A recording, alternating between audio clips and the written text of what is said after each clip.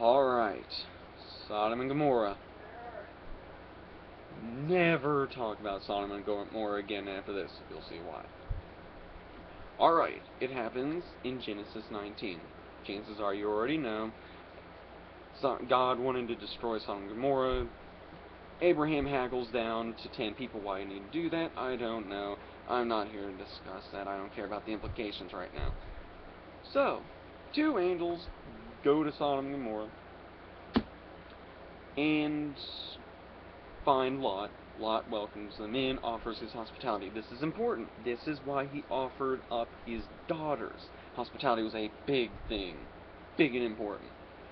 So, he offers up his daughters so that way the men in the city, maybe the women, I can't remember where I got the implication. I know there's somewhere that it offers up the possibility that women might have been involved, but we'll assume, since I'm not sure of this, we'll assume men. The men of the city. Alright, if I'm correct, the figure is about 10% of humanity is gay.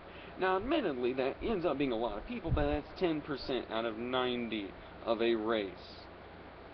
Now, I'm not sure if bisexuality is included in that, but still, really? And that might be all of humanity. So, at that point, then now you have 5% of humanity you can be with if that is including all of humanity.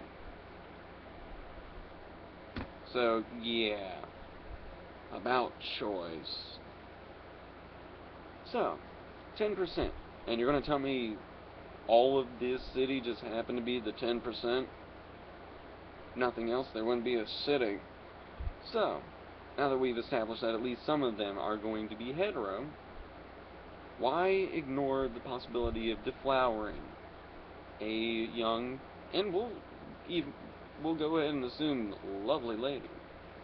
2, and you know what, no, we'll go ahead and say ugly.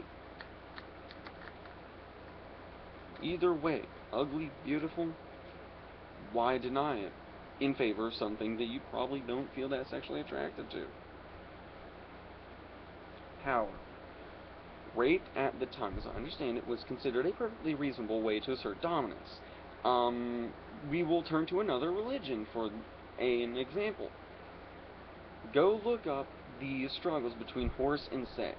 Set tried to win the throne because there was a challenge going around, and in the end, this ended up being how it got decided.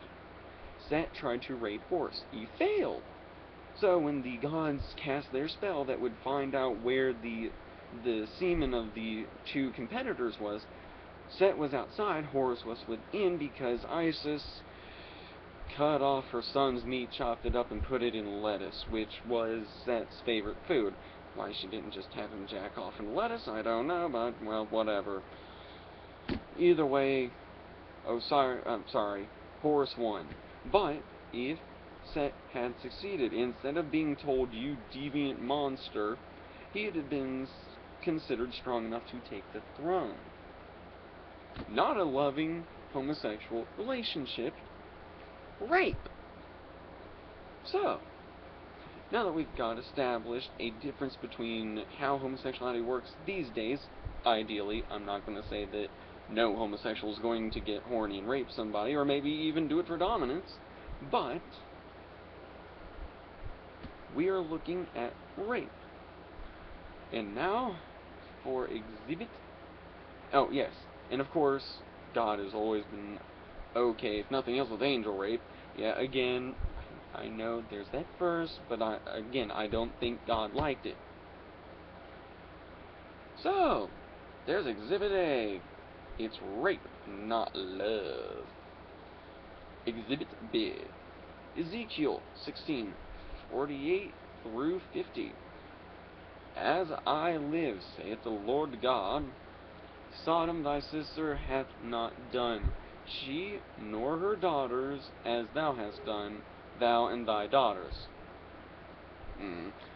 Behold, this was the iniquity of thy sister Sodom, pride, fullness of bread, and the abundance of idleness was in her. Now, I'm not sure which form of idol, whether it's the idol being lazy or idolatry, I'm not sure. But still, moving either way, not good. was in her and her daughters. Neither did she strengthen the hand of the poor and the needy. And they were haughty and committed abomination before me. Now, if I'm correct, this was Toeva. I think this was Toeva.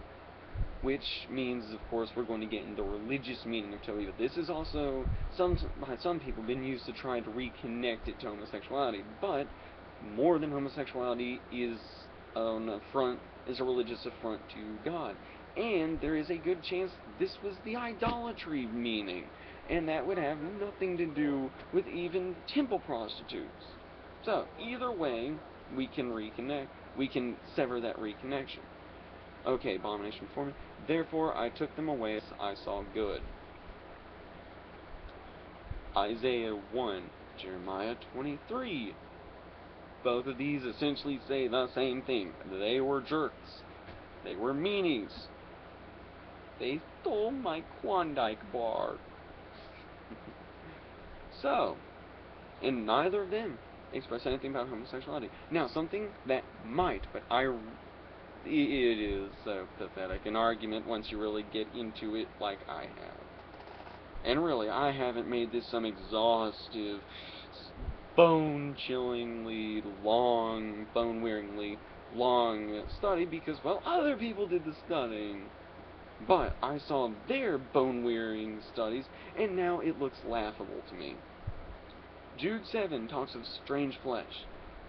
Okay, the first word, S-A-R-K-O-S, and then the next one, heteros, like hetero, or, yeah, hetero.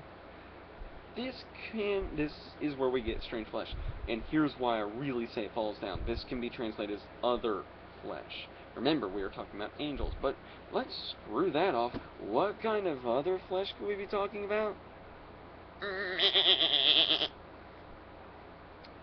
Oh, you sheep, you was so warm tonight. Also, you want to know a little bit of irony? We get the word heterosexual from heteros. Not exactly, doesn't really mean anything to the argument, but I just find it amusing. So, I believe, personally, this probably is about bestiality. So, yeah, we're talking about a sexual sin, just has nothing to do with loving gay relationships, has much more likely to do with Bessie the cow. So, and now we have the one that I really like. Judges 19 and 20. It describes a man and his concubine. They were traveling, and this kind old man, who does nothing shady, he was just being a nice guy, he offers them lodging. Now, there was a nearby group of Israelites, the Benjamin tribe. They, hey, they pull the Sodom and Gomorrah, they come out and demand to know the guy. But they accept the woman, the concubine. Okay, they get their rapey on, and she barely gets to the door and drops dead. Next morning, he finds her body. Now, he cuts her up and mails her around, and the various other Israelites more or less ask God, yo, what are we doing? We go beat him? And God's like, do it! And then, holy crap, they lay down a smackdown. So, we have a very similar tale with not infidels, not foreigners, Israelites. And God tells the other Israelites, go curb stomp them. So yeah, now you see why I say you can't use Sodom and Gomorrah anymore. I'm tired of, well, one of the biggest problems for not homosexuality, sorry, for Christianity these days is we're considered idiots. So, how about this? Stop using bad arguments. It was understandable before. You probably didn't hear this, but now you've heard it. It's been presented to you. Stop using Sodom and Gomorrah. Believe me, I will, before the end of this, give you, if you really want to stay in the anti, at least one good argument. Still, in my opinion, doesn't stand up, but it's there.